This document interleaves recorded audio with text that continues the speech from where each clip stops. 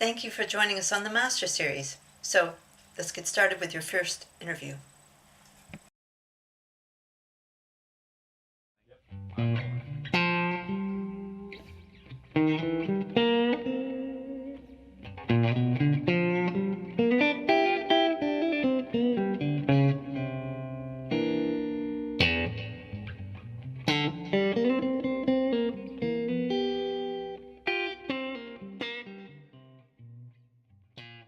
My name is Chris Kierkegaard. I have a custom framing business called Tav Shed here in Ventura, California. Chris, wonderful to speak to you in person. I'm so excited. So I would like to give the audience a little history about yourself and how you got into this field. I was a painter that needed a frame, so I've had to learn how to do it. That's really good. That's pretty much it. But you did training. You did training with the master. I did. I was lucky. I was lucky later, probably 5-6 years into my trade as far as doing custom frames, I got to meet a master carver from, he actually lives in Mill Valley, Ina Grill. It's just a brilliant. He's one of the few master carvers alive today, and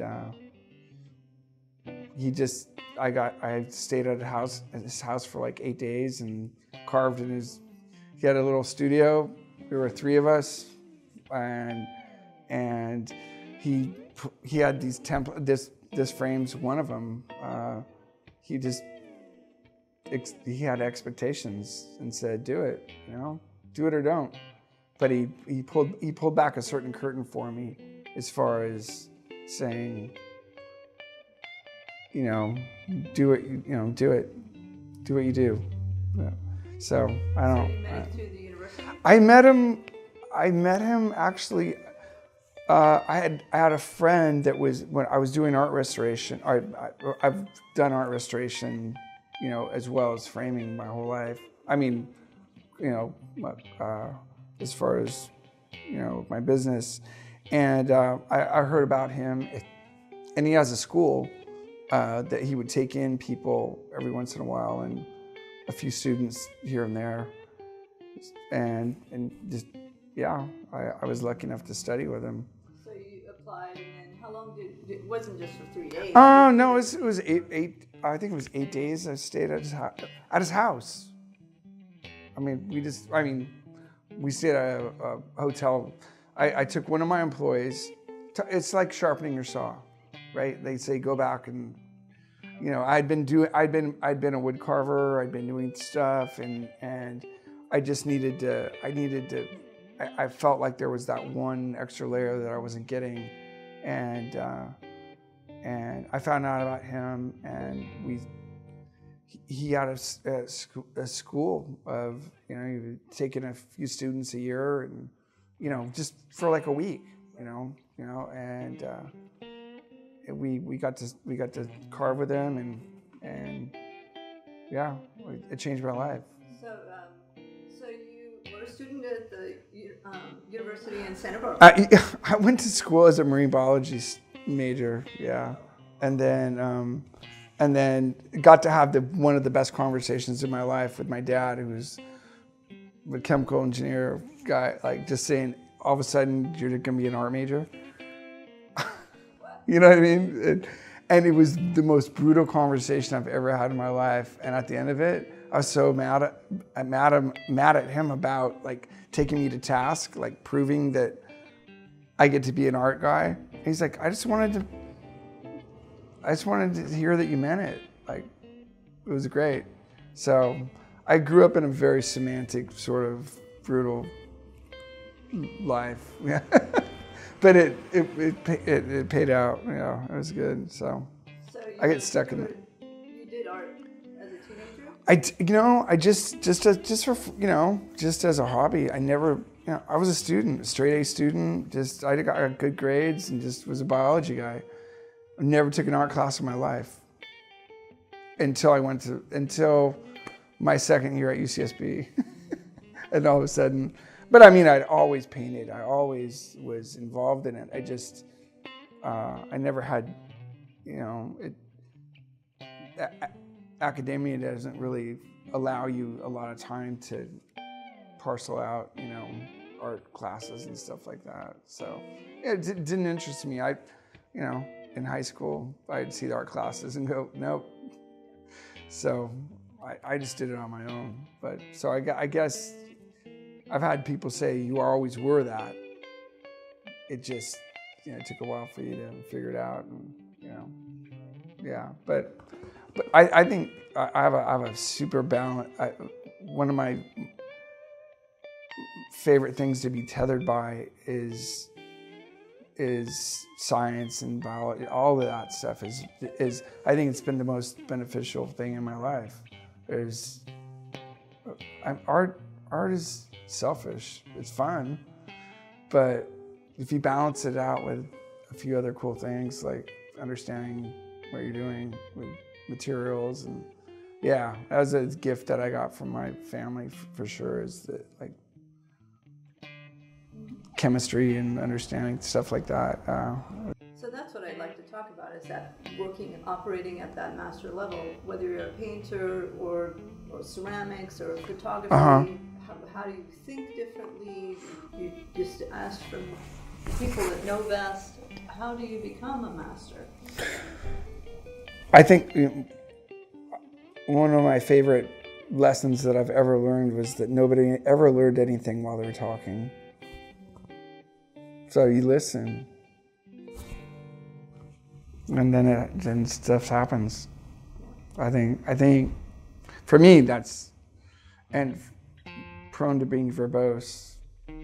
It's and suddenly getting epilepsy and biting my tongue off. I just think it's so poetic. I love it.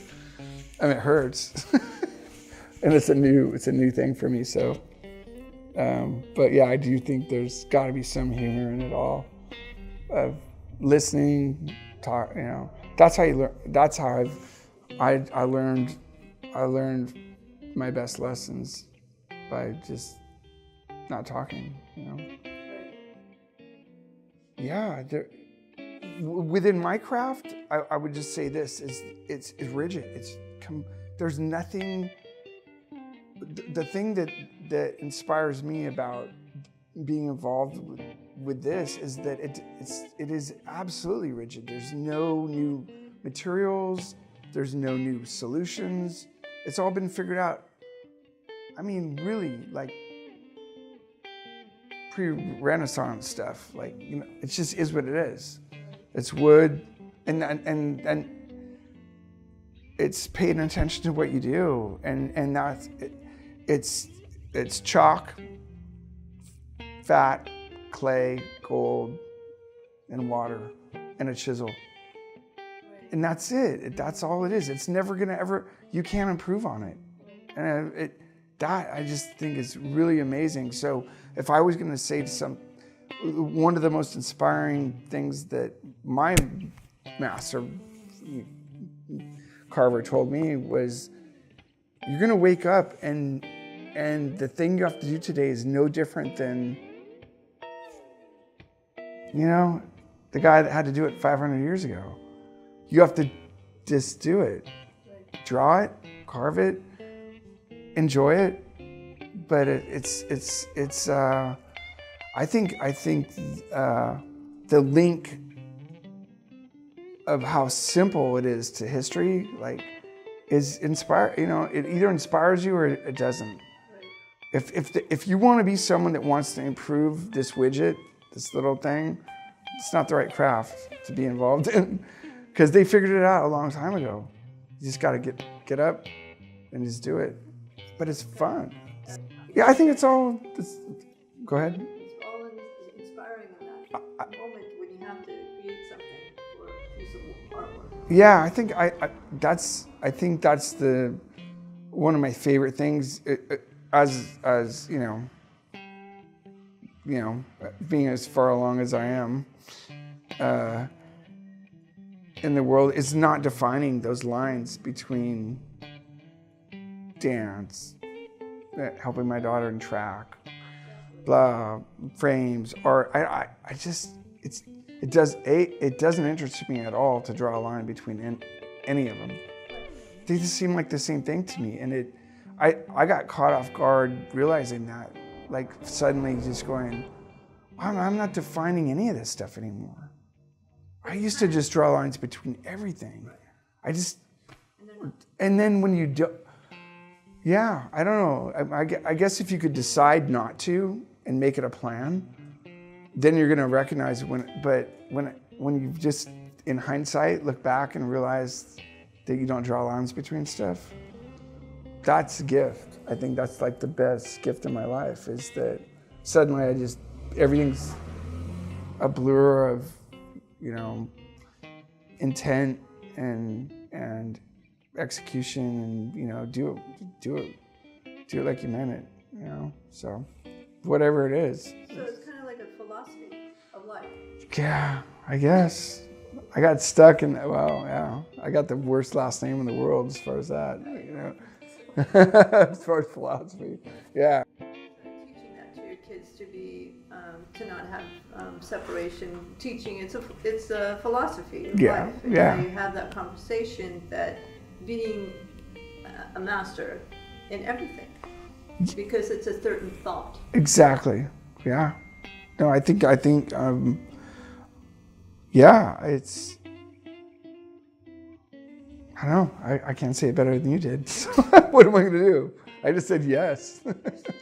I would say what's different about this stage of my career or making frames is that it is much more based on conversation and design, instead of having existing samples and things that people can. I mean, you can sense it from being here that it's really much more about conversation, and I think the results. I use the same process of carving, gilding. All the materials are the same. It's just, I think, the reason that my shop's, doing as well as it is right now is based on the fact that it's we do these design, consultations and, listening to people, and it's almost like if you're going to have someone, restore your bathroom for you or whatever, you don't have a sample of that on the wall, right? You get to stand in front of someone and have them tell you and what they want, and think about all the different edges and things, and that's kind of how I'm running my shop right now. Is that it's just much more based on listening to people, and I used to have 1,000 samples on my walls, and I never would ever make any. I mean, I was so You know what I mean? You're going to do it better than the sample that's on the wall. So why have them? And it was just real estate spent in the wrong way. So I really enjoy having the opportunity to talk to people and have them be part of the process, instead of looking at what I've done before and saying, I want that. I'd way rather hear what you want and then do that. That inspires me. But having widgets on the wall doesn't. Yeah. But this is how it probably was done in medieval times. Yeah, and they didn't have. You couldn't go into and see like 500 corner samples on the wall with. These ones are on sale. These ones aren't. I mean, the guy's like, I've made like 10 frames in my life. You get to be the 11th. They did such beautiful work, It's why I leave that one. Like, the guy I was studying with, he said, I will see you, and I think that was in it was the early 90s, when I don't know, No, it was late 90s. But he goes, I will see you in 30 years, and I swear to God, you won't have finished that, Frank. And I was like, no way, I'm going to do it. I did one rail of it, just when I was with him. I didn't even finish one side of it. But he goes, you'll never do it. You'll never finish it because you can't sell it. Nobody could pay for it. It's just like, it's out of scale with, the craft is so out of scale with, the reason I leave this ungessoed and ungilded is that no one would believe that you carved it. They'd think it's like plastic, you know what I mean? You see 1,000 things like that in the store that you're like, well, it's probably plastic or something. So he's like, he goes, you just leave it as, don't ever finish it. That one he said, he was challenging me on that. This one he said, it's like a duck. You leave it, you gotta have a duck on the wall. Just I really did that. So anyway, I'm not interested in finishing it anyway, but I do listen to my master. He was a really, really tremendous guy, and he was right. So the technique you have down, you learned the craft, but it's about the process of talking to your clients and the piece that's going to go in. That's the inspiration. I think it is. I really do enjoy that moment when suddenly you're talking to someone and you're kind of meeting in the middle about what you're going to do. Even without an example of what it is, it's just somehow you're communicating and they believe in you. You believe in the project you're going to work on. And I'm lucky enough, I don't know how I get away with it, but it's like I don't even have a sample in front of me, but I could draw something in front of somebody, start building it, and just that moment of commitment. Is beautiful. It's my favorite part of the job is that moment where someone knows that you're going to follow through, you're going to get it done. It's going to be unique. And, I don't even know what it's going to be. But I love that. I like the communication. That's my favorite part of the business right now is promoting that part of it and trying to instill, a little confidence in people. We're gonna do something that